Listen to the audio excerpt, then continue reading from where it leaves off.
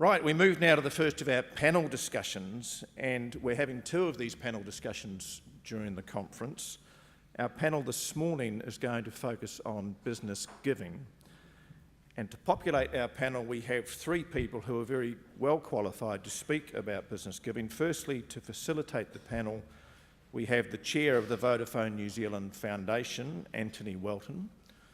And the other two panellists who Antony will be facilitating are Michael Brick, who's the Director of Corporate, External and Legal Affairs for Microsoft New Zealand, and James Walker, the General Manager of Corporate Affairs for Countdown.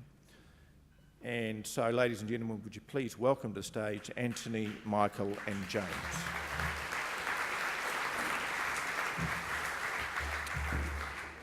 And just as they're making their way to the stage, are there any of you who have spare seats at your tables? Because we have a number of people standing at the back who are probably a bit reluctant to come forward, but if you want to come forward now and just grab a seat at one of those tables, and keep your hands up, people, unless you see someone approaching you don't particularly like the look of, but keep your hands up.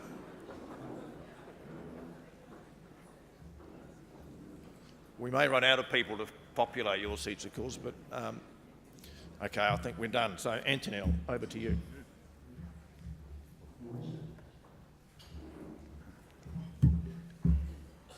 Kia ora tātou.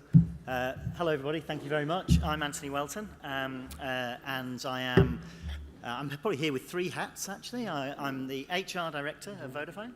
I'm the Chair of the Vodafone Foundation, and about 2 years ago, I was hoodwinked with a lunch by Liz Gibbs when she was CEO of PNZ to set up and chair the Business Giving Network. And James and Michael are both members of that. James needs to get more ginger in his beard, but apart from that, you know, there's no other criteria for being a member. So we're going to have a conversation today about business giving, and the title was, you know, is this just brand management, or is there something really about corporate philanthropy? So just before we jump into the conversation and the questions, I wanted to set a little bit of context for you, and I've got two clickers here, so I'll choose one and see if it randomly works. So we are a nation that is incredibly generous, and I'll talk a little bit about some of the numbers from the Burl study that PNZ do. But business giving or corporate philanthropy tends to be, I guess, the hidden dark secret in those numbers somewhat, and that is backed up. And I think probably because there is some fear around, is it just about managing brand, or is it something more? So when we got together and started to pull a group of businesses that we knew were doing some giving, one of the first questions was, well, what does that mean? Because I guess half the room, when we got into the room, said, well, look, I don't know why I'm here because I don't do any of this stuff. And so I thought I'd start with a quick kind of definition. This isn't from Wikipedia or anywhere in particular, apart from I cobbled it together from different places. And the way we've defined it is any activity that a business takes to positively impact a community through some form of investment. So it might be money, but it might be through sponsorship, it might be through in-kind, etc. And I think this is where some of that business giving gets hidden. And being corporate and business giving, I thought we should have a bit of a RAG status and some KPIs. So I've pulled together for us, there you go, our own little RAG status. So I mentioned the Burl research that PNZ do. And I said that we are a very generous nation, $2.8 billion, both in 2011 and in 2014 when the survey was repeated. And that puts us, I think, you know, third in the world rankings in terms of giving. You know, a very generous nation. The tricky bit in those numbers, only 3% of that, or just over 77 million, is called business giving. And on any kind of global scale, that's a pretty small number. So partly dwarfed, and I think the red here, giving ourselves a bit of a more work to do status, is this business giving has decreased by 22%. Oh, it's been cut off on the slide there, but 22% between that 2011 and 2014. Now, partly 2011 was lifted because of the Canterbury earthquake, and there was a lot of giving in that year. But there's still a question. We managed to maintain general giving, and yet corporates seem to have fallen by the wayside. One statistic which I think really caught me in the research, though, is for every dollar that businesses give, about $4.50 is given in equivalent kind. And I think when we think about impact and the impact that businesses can have, that's the area that we probably need to focus in on, and hopefully you'll hear a bit more about that when we get into some of the questions and answers. It's one thing to send a lawyer to go and paint a fence for a local charity, but it's probably much more valuable if they go and give legal advice. So how we use and work out what to do with that $4.50, I think, is really, really important. Part of the response, I talked about that lunch that Liz took me to. We were kind of concerned about these figures, and we weren't sure that it was necessarily representative. And so we got a group of businesses together, and we formed the Business Giving Network. And the Business Giving Network is really, it's a group of people who care about the topic. So it's not necessarily people who we think are best practice or are doing particularly well. We all give in some way. And I think this is probably the first insight we got. As I said, half of the businesses said, I don't know why you've invited me to this meeting because I don't give. And then as we started to share our stories and share the practices that different businesses gave, they said, oh, well, actually, we do that. And we have done this. And I think that's part of this issue. I think a lot of this is hidden giving. And if we can make it more transparent and open, then maybe we could have more impact. So with that, I've got a bunch of questions that I'm going to ask James, who is from Countdown, and Mike from Microsoft. And then we'll get going. And I think the opportunity then for you to fire questions to us as well will also come along. Cool. So, why don't we start, so James and Mike, do you want to just quickly start introducing yourselves and just give a quick kind of overview of the kind of programs that you run in both Countdown and Microsoft? Shall I go first? Yeah. Okay.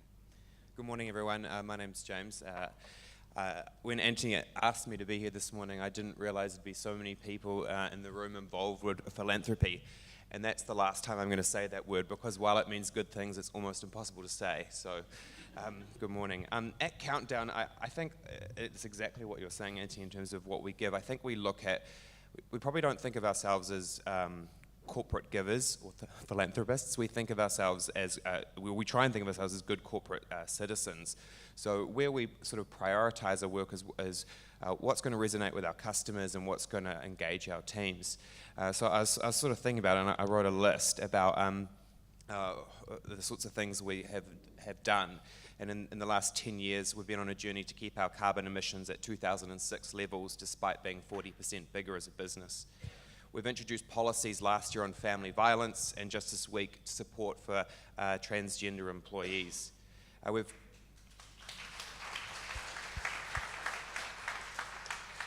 We've made commitments to pay above the minimum wage, remove youth rates, and conduct a gender pay equity review, and then implemented salary changes as a result of that.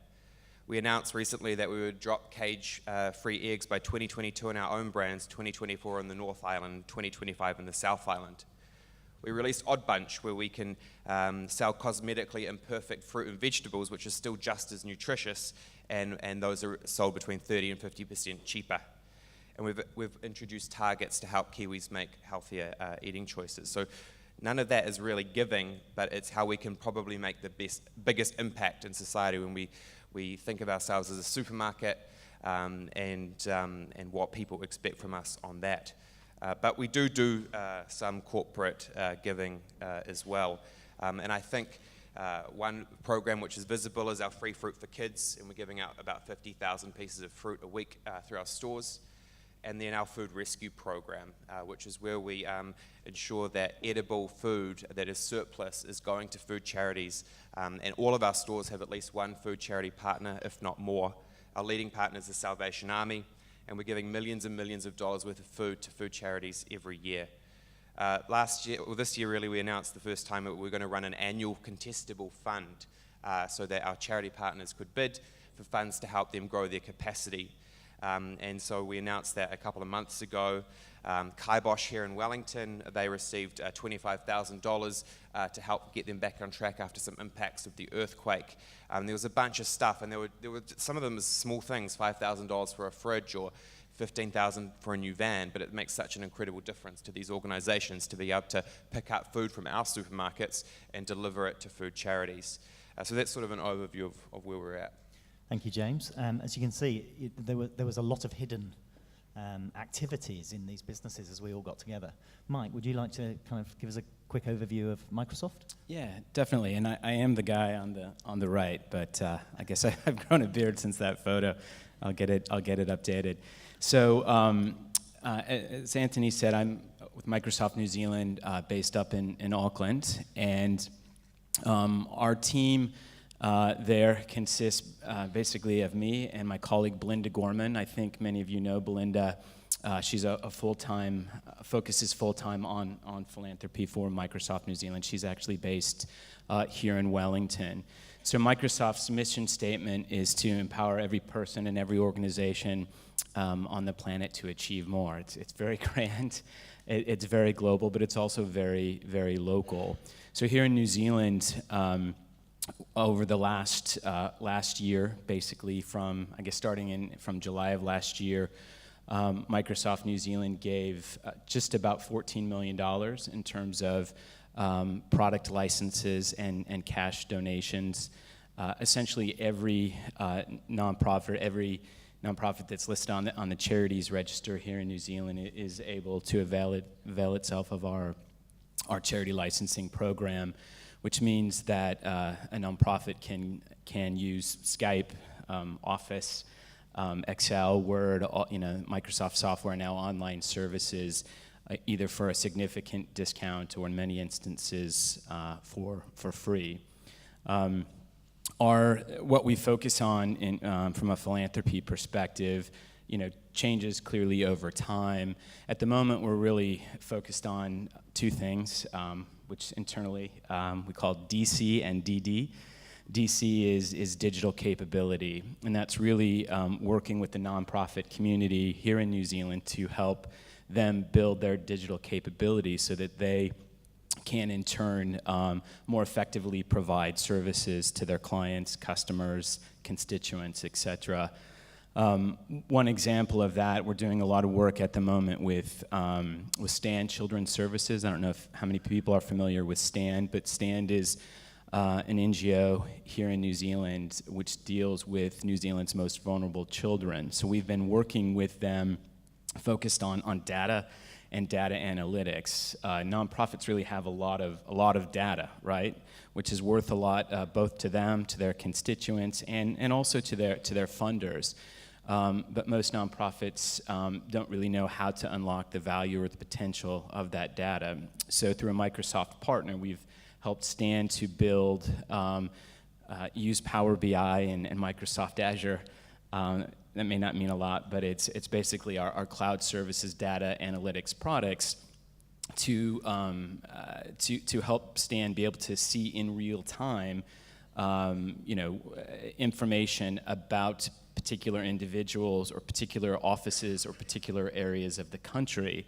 That's useful again in helping spot when a child is not doing well based on a number of factors. It's also useful then to turn around and use that information with donors, right, to demonstrate how effective you've been. So that's sort of the digital capability piece. And DD stands for digital disruption. You hear a lot about digital disruption these days, and changes in the future of work, changes in the jobs that will or will not be available in the future. So we're doing a lot of work, in particular with the High Tech Youth Network and OMG Tech, really to help underserved communities, underserved kids in New Zealand get the skills that they need to be able to participate actively and fully in their careers in the digital economy, or in the economy in the future.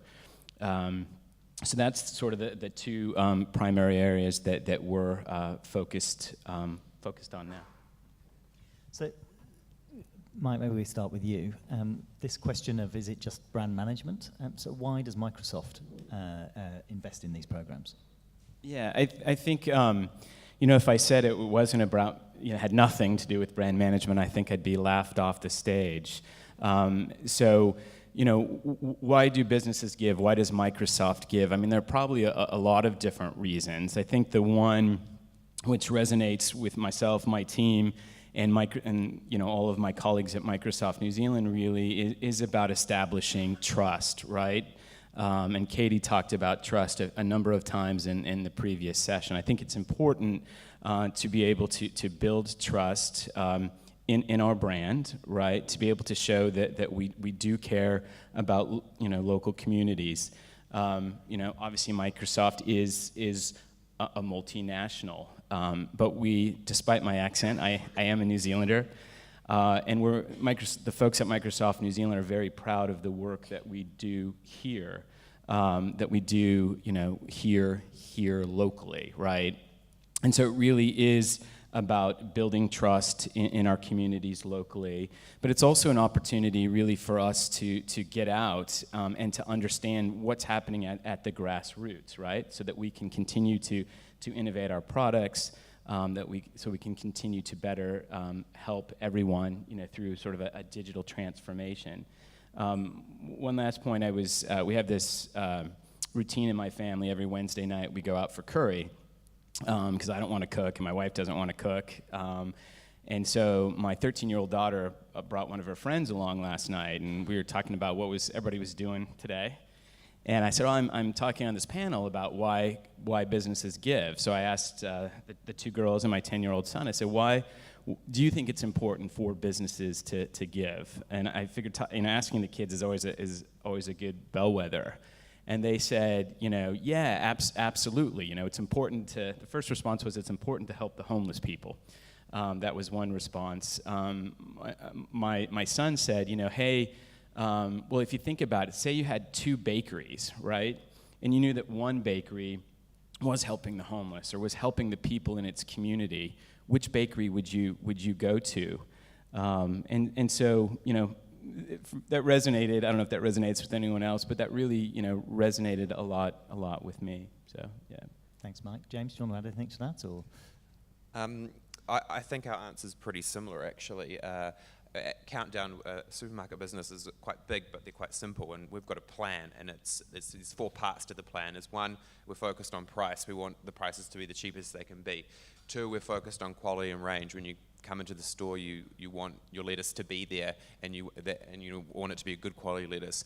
And then 3, when you're taking your lettuce to the checkout, you just want to go straight through and forget about it and get on with your day. And the 4th thing that we're doing, because our customers want us to do, is be active in the communities in which we operate. So it's a customer want and expectation, and it's all about building. It's for me, it's less about, say, building brand per se, but building trust in our brand. So there's a customer expectation, it's about trust, and then thirdly, it's about our team. It's about making Countdown a place that people are proud to work with.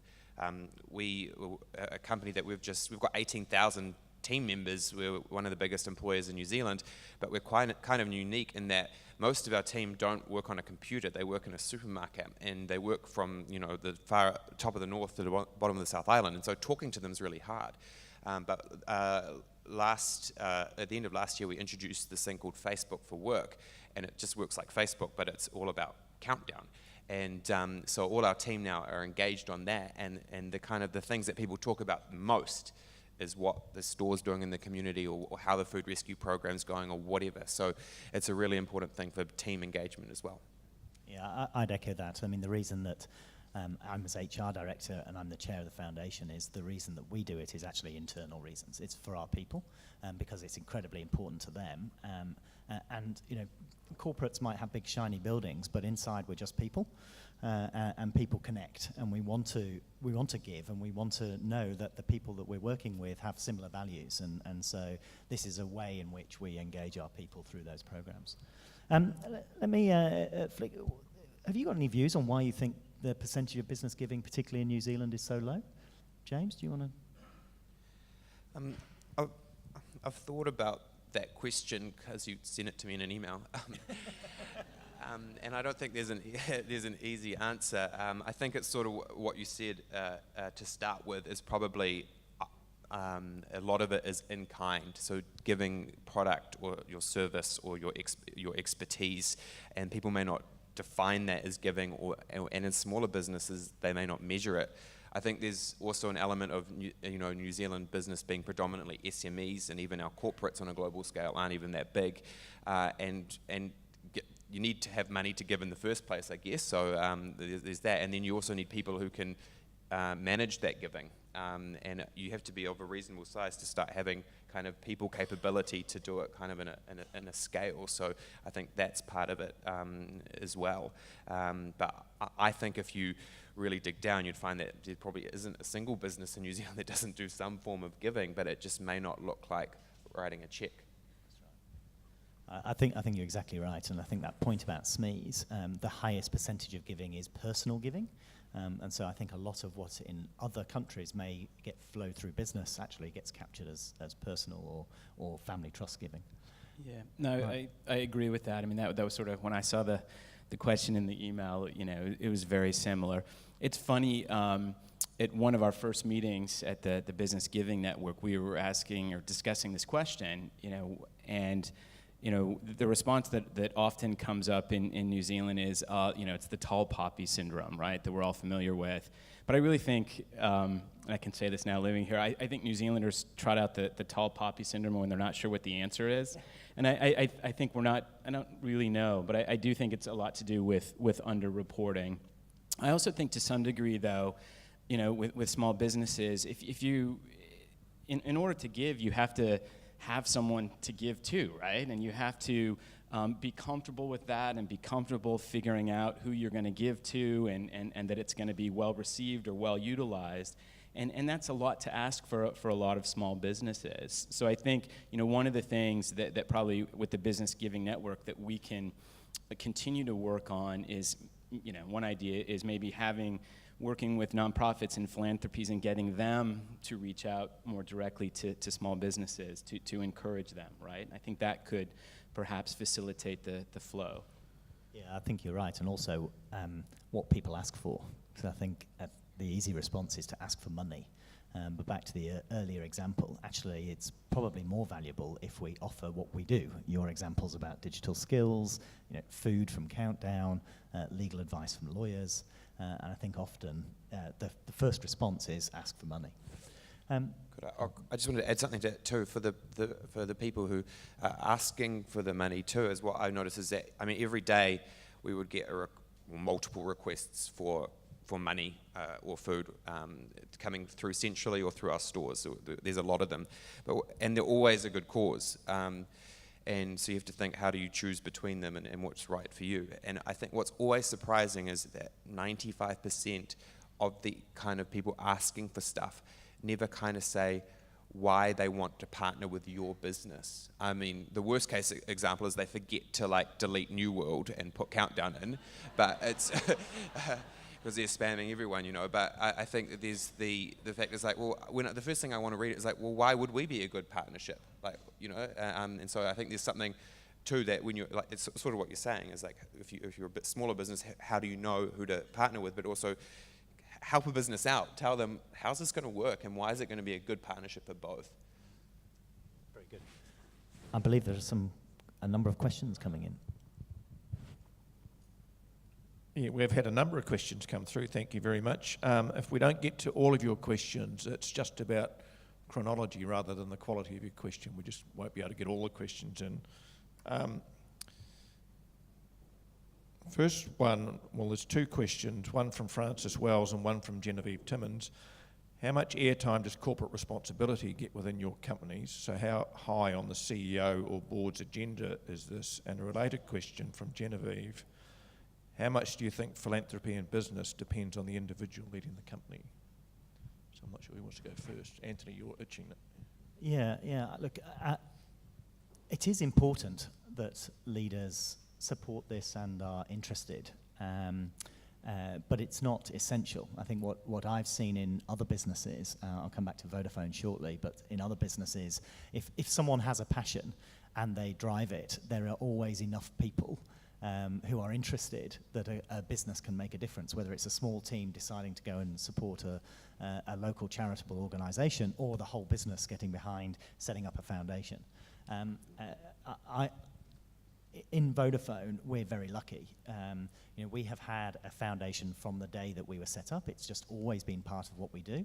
I have often been asked by businesses to go and present on what's the business case for setting up a foundation.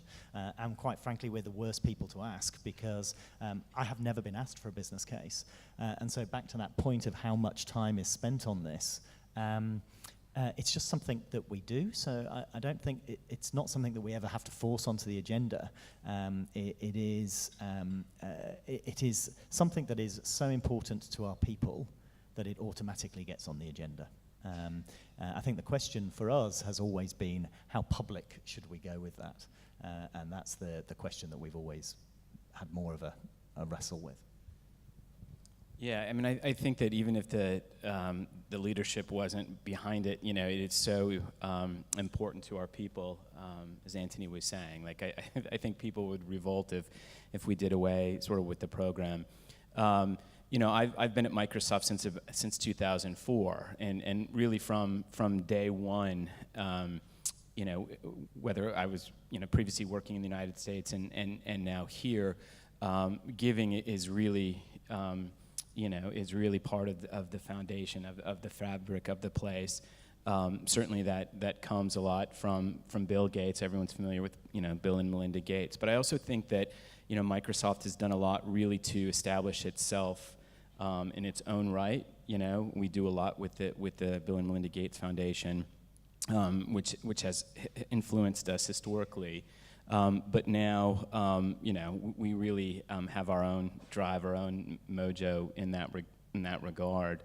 I do think it's interesting. Satya Nadella is our CEO now, and he is equally invested, I guess, in the Microsoft Philanthropy programs. So that certainly does help. When preparing for this, I was just looking up different companies, and people may or may not be familiar. But Apple historically has not been very good. Steve Jobs did not give any money. He did not give any of Apple's money, it's according to the stories that I was reading. And that certainly changed today. And on one hand, that doesn't seem to have hurt their brand too much, but they wasted no time. So clearly, though, the leader does influence it. I'll just quickly, I'll talk sort of practically. You may not know this, but we're actually an Australian-owned company, but I try not to mention it. But it starts from the top with Woolworths Group Board. There's a specific committee of the board that looks after corporate sustainability and sets group-wide targets, and they've just released them. For example, one of them is 1% of our EBIT, our profit, is going to be invested in community charities and such things out till 2020. So that comes from the very top. When it comes down to New Zealand level, we meet monthly as an executive team for a day. Reputation, community investment is always what's discussed. And our managing director, I think one of the key roles of a managing director is actually looking after the reputation of a business as much as it is about running that business. So Dave is very focused on these issues as well. So yeah, it's kind of built into the day-to-day from the top. I thought it was interesting when John Key retired from Parliament, and when he was speaking, what struck me is a number of the things he listed of what he was most proud of were actually social things. And I think when people finish their careers or finish their, whether it's politics or business, and you look back and say, what were you most proud of? It's probably not the time you got like, oh, we got that bread down to $1 a loaf. That was awesome, dollar bread, wow.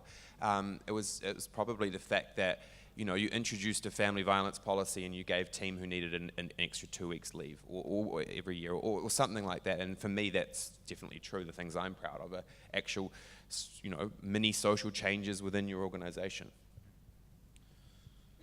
Thanks, James. We've got time probably for just 2 more questions. So the next one is from Alan English again, prolific questioner. Actually, we've got a bloke English like that in New Zealand. How do you handle shareholder expectations that you will give them the highest return on their capital, and they, the shareholders, they'll sort out who they want to give charitable donations to? Thanks very much. James, do you want to go first rather than last? I foolishly left the microphone. I should be like. So Woolworths Group, I think it's about 450,000 shareholders across Australia and New Zealand, and the majority of them are what we call mum and dad shareholders, so not institutional investors. I think the way that we sorted out is we were quite clear about what we're going to do. So we set targets going out to 2020 and say, well, this is what we're going to do. We're going to reduce carbon emissions by 10%. We're going to, give 1% of EBIT, etc. And that's their profit, right, that you're giving. And we're being very clear about it, but they know because we're telling them. But I think there's an expectation that you are a good business. And I remember, when we had a little bit of an egg issue recently, and we were getting emails from the board being like, what are you doing about this? And so that's not corporate giving, but it's reputation and it's being a good company stuff. And so the board represent the shareholders, obviously. So there's a real interest in, being a good corporate citizen, because people predominantly want to invest in those companies. I mean, they need to get a profit too. That's what the whole system's built on, right? But there's still a real genuine interest to do it, and you just have to communicate and manage expectations. Yeah, I don't think that there'd be any shareholder out there that would question, our corporate social responsibility work, our philanthropy work. In fact, I would think that they would really question, right? I think if we removed our philanthropy programs locally, in Australia, globally, wherever, I think that would really, detrimentally impact the brand and it would not be good for shareholders. And I just add, I think that has been changing over the last 20 years or so. I completely agree with the statements. I think it's got to the point now, and a quote from Annette Culpin, who used to be the foundation manager, and she went to see our CEO in the global financial crisis and said, look, I understand we're making cuts everywhere. I understand you'll probably want to cut the foundation. And the response of the CEO, and he knew he could make this because he had the support of shareholders, was, actually right now I think it's the time we should be raising it. Why would we cut in the middle of a financial crisis?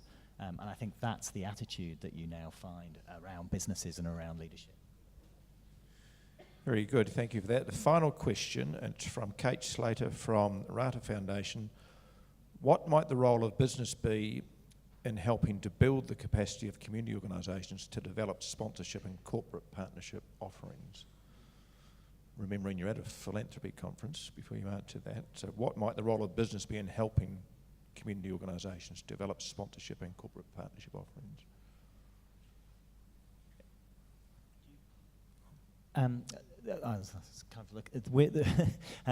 number of us are also involved with CSI, Centre for Social Impact, and through that we have a number of relationships, whether that's providing support for specific requirements for governance building in the not-for-profit sector. So we, for example, in Vodafone, we've provided board members to a number of non-profit partners.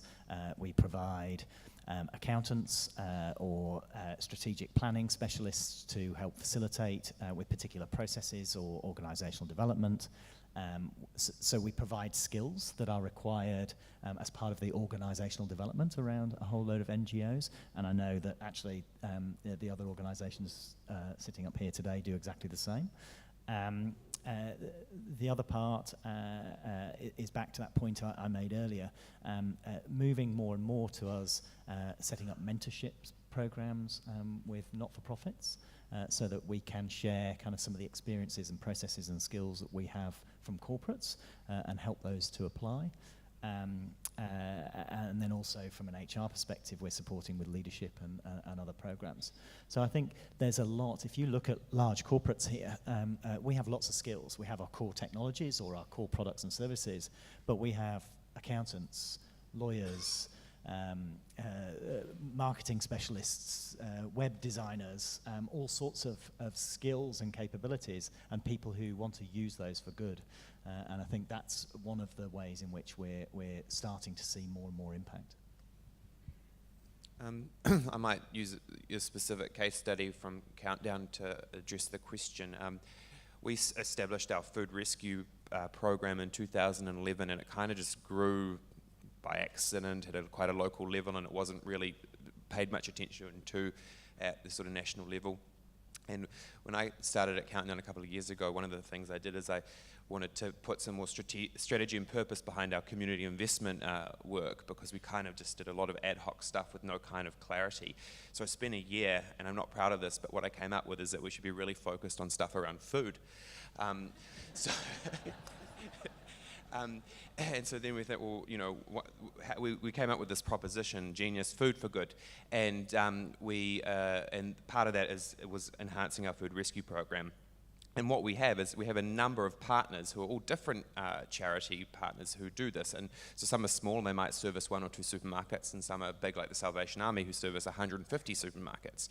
But we'd never kind of invested enough in these relationships. So for the first time last year, we flew everyone to Wellington, and we got together in a room, and we had a summit. And so we got to understand their frustrations about working with Countdown, and what we could do to improve that. And we got to explain how it sort of works from our point of view, like the importance of stuff like food safety and things. So we got to understand each other and got to know each other better.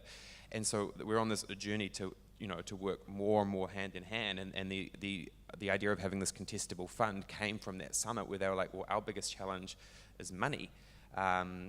So you're giving us all this free food, but we don't always have the capacity to deal with it. So we're like, well, we've got a role to play in helping you grow that. We've also got food safety experts, for example, so we help them deal with things like their cold chain, so that they, when they pick up the food, they're treating it safely through to when it gets to a recipient organisation. So that's also, we've got a role to build capacity with cash. We've got a role to build capacity with intellectual property as well. So that's the Countdown best case study I've got at the moment.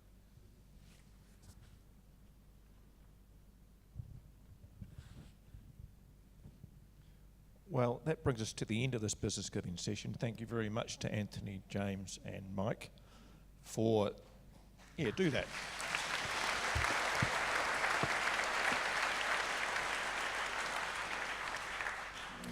I think business giving, as Antony said at the start, is a really important part of philanthropy in New Zealand. And it's great that Philanthropy New Zealand has got the business giving network exists to encourage corporate giving and corporate philanthropy. So thank you to the three of you and to your 3 corporates for the work that you're doing to support business giving.